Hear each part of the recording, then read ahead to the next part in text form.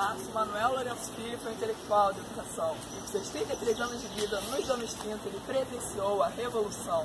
São Paulo foi onde ele nasceu, mas Ceará que virou sua residência, pois a partir dos ideais da Escola Nova, Dírio lhe apresentou uma nova experiência. Em 1897 a 1970, muitos anos ele conhecera, e ao lado de Eunice Teixeira, ele desejou uma nação guerreira.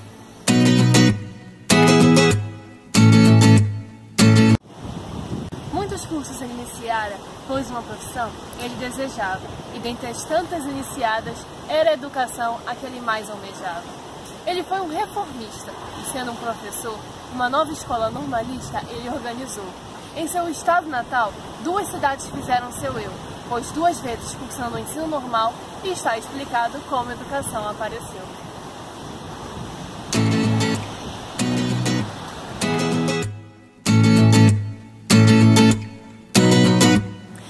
Trabalhou como professor no local onde estudou, na cidade de Pirassununga. Ele foi um grande doutor e, por ser adepto da escola novismo, ele foi convidado a reorganizar o ensino do estado. Mas não qualquer estado. Não? Não.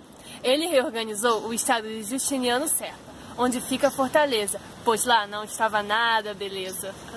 Mas você, ouvinte, então perguntará, por que logo o paulista que não é nortista que foi pro Ceará? Ué, na década de 20, o país não estava mais igual. Um Brasil que nunca foi contente, agora queria uma escola nova ideal.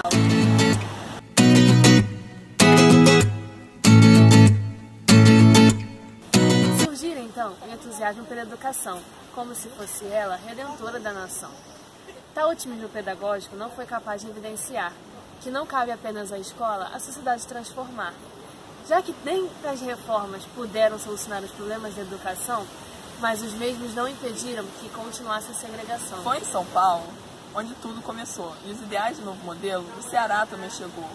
Em São Paulo morava Sampaio Dória, que fazia uma reforma, e no Ceará havia um professor que queria mais norma. Esse professor, chamado Hipólito de Sá, enviou uma carta para o presidente do Ceará, e nela ele fez uma lista de todos os problemas que tinha por lá. E além dos problemas, ele também avisou que no estado de São Paulo o ensino modernizou. Então, certo interessado em Fortaleza transformar, pediu aos paulistas um homem que pudesse o ensino modernizar. Seus 25 anos não impedia de querer transformar. Com ideias lá de fora, ele os usou outrora. O Ceará de 1922 precisava de um mestre qualificado, e por possuir apenas o magistério fraco, era necessário um novo professor para o estado. A educação do Ceará tinha muitas carências, precariedade no ambiente e na instrução. Tais deficiências precisavam de um ajuste, que de antemão foram iniciados por Lourenço, mas sem chegar aos que ali mencionavam, pedir testemunhos ou alguma opinião. A ida de Lourenço Filho para o Ceará era de proporcionar uma nova educação elementar, com uma instrução pública baseada na escola ativa. Lá tinha muito que mudar. Lourenço Filho se destacou porque sozinho elaborou uma grande reforma estadual, que, se baseando no modelo paulista, ele organizou um novo sistema educacional. Podemos, em 2 aspectos, classificar a reforma em questão. Como técnica, primeiramente, já que incutia aos docentes cientificismo e modernização. E como administrativa, já que visava eficiência e reestruturar a organização. Então, essa seria a escola ativa? Mas vamos começar essa história lá, quando o Lourenço chegou e no Ceará seus ideais ele colocou? Melhor, né? Seu primeiro feito foi o de criar um recenseamento escolar, onde todos os municípios deveriam a sua realidade apresentar.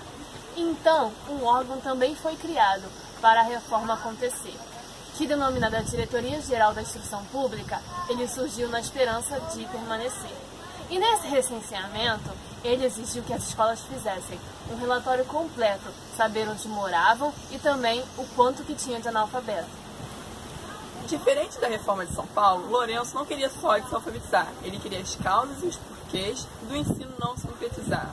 Após esse cadastro, a Lei 1.953, de 22, ele instituiu que em 6 formas de subsistema, o ensino ele dividiu, do preliminar para o primário e do complementar para o secundário. E se da elite você fosse, o ensino superior estaria ao seu alcance.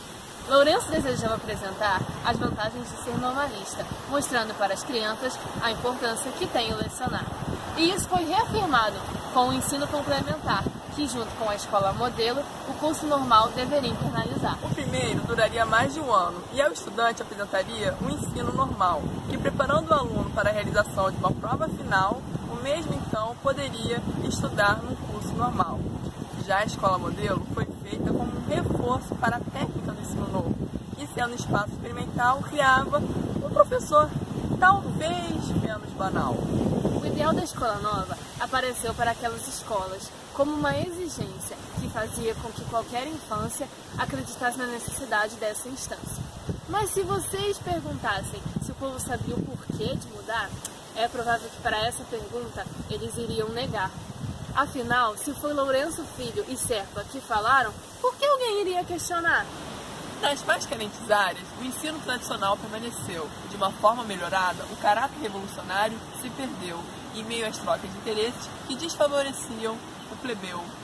Lourenço dizia defender uma escola gratuita para o povo, como direitos de todos. Era um ensino novo, mas uma escola para poucos. O ensino seria, então, voltado para o educando, não mais para o professor, que seria um estimulador do que se estava ensinando. O foco seria a qualidade, não mais a quantidade. Daria valor à espontaneidade. Seria, não foi. Pelos recursos para sua aplicação, as escolas novas se tornaram, então, favorecedoras das elites na educação, multiplicadoras de desigualdades que já existiam na região. Portanto, se conclui que da teoria, na prática, não se fazia, pois ela só beneficiou a elite, que fora muito triste. Apesar dessa contradição, a ida de Lourenço Filho para o Ceará obteve alguns bons resultados, pois as escolas construídas e o número de matriculados aumentou e muito por lá. Materiais pedagógicos de qualidade que vieram de São Paulo foi um dos avanços da transformação, que a reforma de Lourenço Filho no Ceará proporcionou à educação. Ou seja, o que era desolado a pequenos e quase nulos grupos, com a reforma de 1922 se transformou em algo conjunto e único. E que ao agrupar todas as escolas, ele apenas centralizou o ensino a um lugar de conhecimento público. 1922 foi quando Lourenço chegou, e após a morte de Serpa no Rio, o nosso professor, em 24, para São Paulo voltou. Muito pouco foi o tempo que Lourenço ficou. E conseguindo executar algumas mudanças, em 25 tudo só piorou. O que Lourenço mais criticou, em 25 voltou. O ensino tradicional e memorizado tomou o lugar daquilo que ele havia modernizado. Ao voltar para São Paulo, por lá Lourenço Filho até 32 permaneceu. E se unindo a outros reformistas em um movimento, ele compareceu. Afinal, em alguns outros estados, outros educadores também se preparavam para serem novos reformadores. Em 1920, tinha em São Paulo Sampaio Dória, e em 1922 havia no Ceará aquele que nos inspira. Já aqui no Rio, Fernando de Azevedo havia. E pouco depois da Reforma Paulista, Anísio Teixeira estaria na Bahia. Mas você, ouvinte, novamente, irá nos perguntar: qual seria, entretanto, este movimento que o nosso protagonista fora participar? Aqueles anteriormente citados se uniram e então se organizaram para um novo tipo de escola a defender, que, apoiados pelo governo de Vargas, eles concordavam com seu parecer. Em 1932, o movimento dos pioneiros da Escola Nova aconteceu, que reunindo em um documento a defesa de um ensino público, laico e gratuito, efetivamente, essa escola nunca apareceu. Inclusive, também foi Lourenço aquele que escreveu o primeiro livro que relata sobre uma nova instrução pública, que, baseada numa escola para todos, era um livro sobre educação gratuita.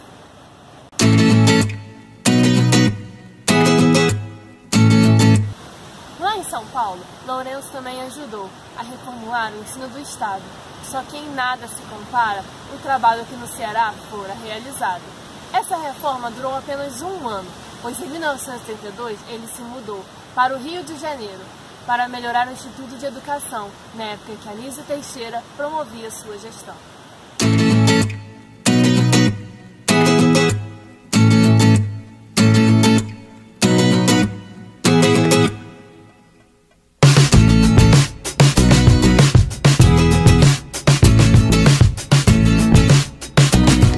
E antes de estar ao lado de Teixeira, a reformulação do ensino daquele estado, ele também participou.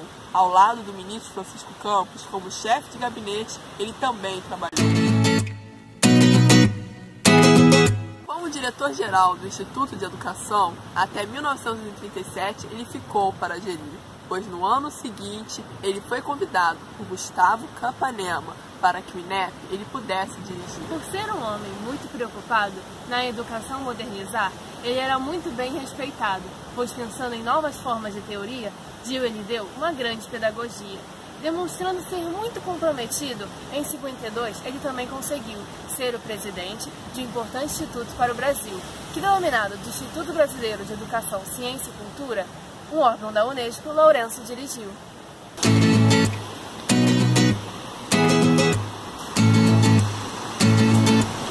Ei, espere! Mas por quê? Nós quase esquecemos de dizer uma importante informação, que para a educação é necessário compreender. E o que seria? É o seguinte, preste bastante atenção. Se por algum momento fizemos parecer que tudo ele pensou, sinto ter que informar, mas nós iremos nos desculpar, pois muitas questões sociais ele preferiu desprezar. Mas como assim? Ele não ia defender que a escola deveria ser obrigatória, laica, pública e gratuita? Sim, ele disse. Mas e daí? É só isso que importa? Verdade. A que custo essa educação deveria passar para o povo dessa nação? O que adianta ter experimentação se não pode haver opinião? O que adianta ser diferencial se na prática ela é apenas técnica e liberal? De que adianta dizer que o estudante é o centro se o professor impõe um pensar constante? O que adianta dizer que é para todos se desejam acabar com a miscigenação? Falam de nação, mas esquecem do cidadão. Ah, sim, agora eu estou entendendo.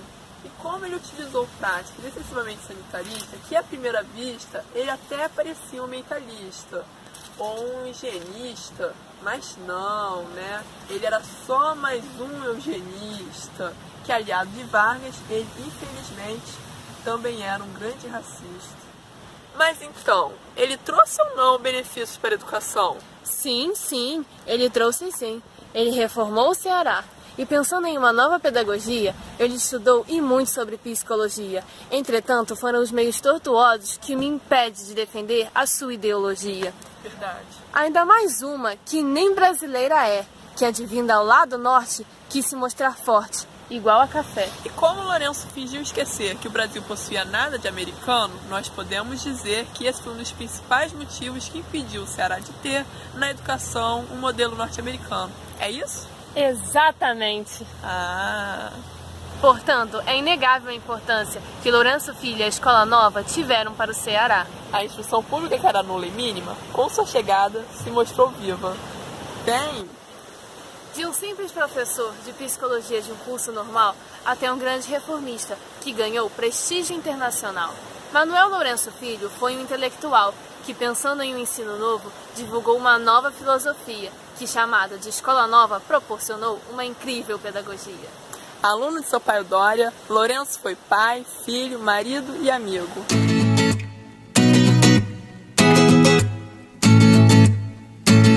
Ele também foi um dos primeiros a dar aula de psicologia em um curso de pedagogia.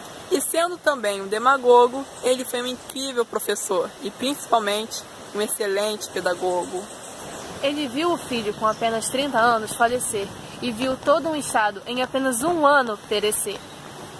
Uma vida de muitos trabalhos e reformas, foi no estado do Ceará que ele fez o seu nome, mas foi só com a educação que surgiu o seu sobrenome. Aceitando todos os convites de emprego que a ele fora incumbido, em 1970 ele deixou uma vida que conheceu um eterno sono sem fim.